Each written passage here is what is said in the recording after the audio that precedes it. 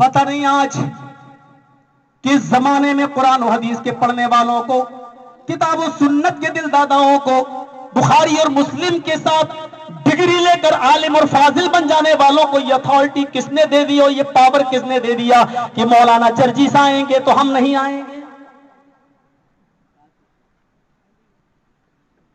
इनको बुलाया गया तो हम नहीं आएंगे, तो मैं भागने भी नहीं दूंगा।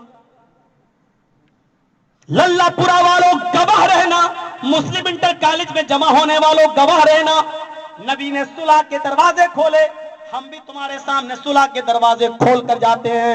आओ मुझे बताओ, मौलवी जर्जीस से तुम्हारी पुरानी रंजिश क्या है? मौलवी जर्जीस से तुम्हारा पुराना झगड़ा क्या है? क्यों मना करते हो, क्यों रोकते हो? मौलवी जर्जीस से तुम अपनी पुरानी रंजिश बताओ। इंसान हूं, गलती हो सकती है, अगर रंजिश साबित हो गई और तुमने दलाइल और सबूत फराहम कर दिए तो भरे मजमे में मैं माफी मांगने के लिए तैयार हूं, सुलह करने के लिए तैयार हूं। अल मोमिनु मरातुल मोमिन, एक मोमिन दूसरे मोमिन के लिए आईना होता है। अगर मैंने तुमसे कोई गलती की 10 साल 20 साल पहले, अगर मेरा कोई मामला था तो आपने मुझे अपना बेटा समझकर कभी आपने मुझे अपने पास बुलाया, कभी आपने अपनी गद्दी पर बुलाया, कभी आपने मुझे अपना बेटा समझकर कभी आपने समझाया, कभी भाई बनकर आपने कभी समझाया। मुझे बताओ, क्या तुम मुजरिम नहीं हो? हम तो उस वक्त तालिब इल्म थे, पढ़ते थे, पढ़ने का जमाना था, और उस जमाने की तुम रंजिश को याद दिलाते हो। उस जमाने में तो तुम 2 थप्पड़ भी मेरे मार सकते थे और मुझे समझा सकते थे। मुझे बताओ कि तुम्हारी रंजिश क्या है? रब्बे काबा की कसम तुम्हें बताना होगा। और अगर तुमने इस लल्लापुरा में बातें करके जा रहा हो, अगर तुमने हमारी उस रंजिश को नहीं बताया तो कल कयामत के दिन इंशाअल्लाह हमारा इंसाफ अल्लाह की अदालत में होगा। तुमने क्या समझा था? ऐसे ही मकाम मिलते हैं किसी को, सुलह के लिए दरवाजा। अरे तुम मोहम्मद रसूलुल्लाह से बड़े नहीं हो, ये अलग बात है कि थोड़ी सी दौलत अल्लाह ने तुम्हें दे दी, ये अलग बात है कि दौलत का नशा थोड़ी देर के लिए तुम्हें हो गया, लेकिन नशा नशा ही होता है, चाहे वो जिस चीज का हो। हुकूमत का नशा, जब नशा आता है तो देख लो फिरौन का क्या हाल हुआ। अपने आप को अना रब्बुकुम उलाला कहने वाला, आज उसकी लाश को निशान इबरत बना दिया गया। अगर तुम्हें दौलत का नशा है तो याद रखना, नशा नशा होता है। दौलत का नशा जब कारून को आया तो अल्लाह ताला ने उस कारून को उसके खजानों के साथ जमीन के अंदर धंसा दिया। नशा किसी भी चीज का बुरा होता है, नशे से निकलो। उस जमाने की बातें याद मत दिलाओ, 20 साल पुरानी 25 साल पुरानी बातें याद मत दिलाओ। तुम्हारे यहां में एक वैसी मामले में उलझे हुए हैं, एक ना करदा गुनाह की सजा मैं पा रहा हूं। हर 10-15 दिन के बाद में आपकी कोर्ट को कचहरियों के चक्कर लगा रहा हूं। मुझे उसी रंजिश की सजा मिली है, वरना तुम चाहते तो 2 दिन के अंदर ये मामले हल कर सकते थे। मुझे अच्छी तरह मालूम है, मुझसे जेल में जो मिलने आया मैं उनको भी जानता हूं, जो नहीं मिलने आया मैं उनको भी जानता हूं, जिसने मेरे खिलाफ आर्टिकल लिखे मैं उनको भी जानता हूं। मुझे अच्छी तरीके से मालूम है, मेरी बीवी मुझसे मिलने आती थी, मेरी मां मुझसे मिलने आती थी। पठानी टोले के लोगों तुम यहां मौजूद होगे, मैं सबको बुरा नहीं कहता हूं। पठानी टोले के एक आदमी का तार भी इस रंजिश और साजिश में शामिल है, उसने भी हमको जेल तक पहुंचाने की कोशिश की है। आप समझ गए होंगे। इतना याद रखना, मैं 4 महीने जेल के अंदर जिस पोजीशन में रहा और मेरी मां तहज्जुद पढ़ पढ़कर मुसल्ले पर रोती रही, मेरी मां के आंखों से गिरने वाला एक एक आंसू तुमसे इंतकाम लेगा, एक एक आंसू तुम्हारे ऊपर कहर बनकर टूटेगा। मेरी मां की जो है तहज्जुद में पढ़ी जाने वाली दुआएं इंशाअल्लाह रंग जरूर लाएंगी। इतना याद रखना, मुझे मेरे बीवी और बच्चों से दूर करने वालों तुम कभी खुश नहीं रहोगे। मैं तुम्हें बद्दुआ नहीं दे रहा हूं, मैं सिर्फ इतना कहना चाहता हूं, जो दुनिया में दूसरों के लिए कुआं खोदता है उसके लिए भी हजारों कुएं खुदे हुए होते हैं।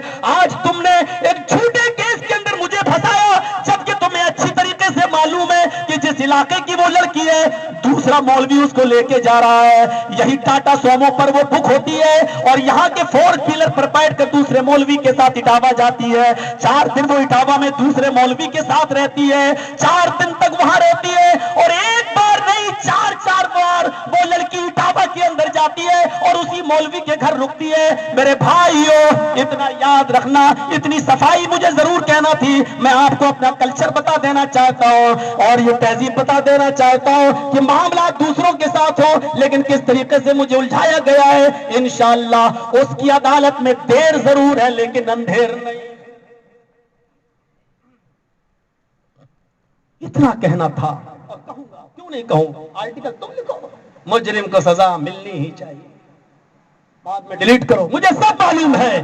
لیکن چلیے میرے پیارے ساتھیوں، اتنی سی بات کہہ کر اب ہم بات کو آگے بڑھاتے ہیں۔ مجھے بتاؤ کس بات پر رنجش ہے تمہاری؟ اللہ کے نبی صلی اللہ علیہ وسلم تو کافروں سے بھی صلح کر رہے ہیں، ہم کافر تو نہیں ہیں، ہم مشرک تو نہیں ہیں، اور ہزاروں برائیاں میرے اندر پائی جائیں لیکن یہ ہماری جماعت کے لوگ جانتے ہیں، یہ علماء جانتے ہیں کہ ہزاروں برائیاں ہو سکتی ہیں لیکن مولوی جرجیس نے کبھی توحید کے ساتھ کہیں پر بھی کمپرومائز نہیں کیا ہے، کسی اسٹیج پر کمپرومائز نہیں کیا ہے، توحید کے ساتھ میں نے کبھی کوئی سمجھوتا نہیں کیا ہے، اسٹیج کوئی بھی رہا ہو لیکن کبھی بھی میں نے اپنے مکتب فکر اور اپنے مسلک کے اوپر آنچ نہیں آنے دی ہے، یہ سب لوگ جانتے ہیں اس بات کو۔ صلح کے لیے دروازے کھلے ہیں۔ اللہ کے نبی صلی اللہ علیہ وسلم نے اس حجر اسود کو جو ایک سیلاب کا شکار ہو گیا تھا اور خانہ کعبہ ڈہ گیا تھا، تو اللہ کے رسول اس وقت نبی نہیں بنے تھے، اس پتھر کو ایک چادر پر رکھا گیا اور سارے قبیلوں کے سردار سے وہ چادر اٹھوائی گئی اور آپ نے اس پتھر کو اٹھا کر اپنی جگہ پر رکھ دیا۔ اس موقع پر بھی صلح کیا تھا آپ نے اور سارے لوگوں کو خوش کرنے کی کوشش کی تھی جب آپ نبی نہیں بنے تھے۔ تو میرے پیارے ساتھیوں، صلح کے خاطر آپ نے اپنا نام کٹوا دیا، اپنا نام۔ یہ سیکھو، محمد رسول اللہ سے بڑھ کر تو کوئی نہیں ہو سکتا، اسوہ نمونہ پوری زندگی میں۔